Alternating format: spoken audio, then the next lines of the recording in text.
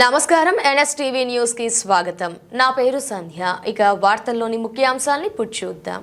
వ్యవసాయ విస్తరణాధికారి బైన్సా మండలంలోని అసం రవి గారి ఆధ్వర్యంలో ఈరోజు మిర్జాపూర్ గ్రామంలో ఎల్ నీనోపై అవగాహన కార్యక్రమం నిర్వహించడం జరిగింది.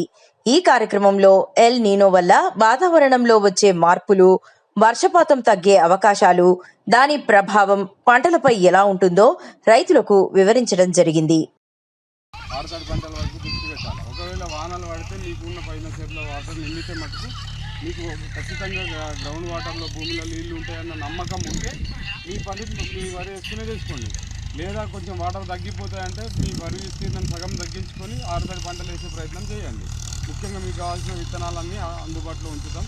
ఆరుతడి పంటలు ముఖ్యంగా చెరుగుడు, లేకపోతే నువ్వులు, కందులు, పెసళ్ళు, మినుములు, ఈ దాదాపు 6-7 రకాల విత్తనాలు అయితే మీకు సబ్సిడీలో అందుబాటులో మన బైన్స్ ఆఫీస్లో ఉంటాం. మీ ఏరియాకు సంబంధించిన ఏఈఓ గారిని కాంటాక్ట్ అయితే ఆయన మీకు సబ్సిడీలో ఇస్తారు, తీసుకొని వేసుకోండి. మీకు విత్తనాలు అందుబాటులో అయితే ఖచ్చితంగా ఉంచే బాధ్యత మాది.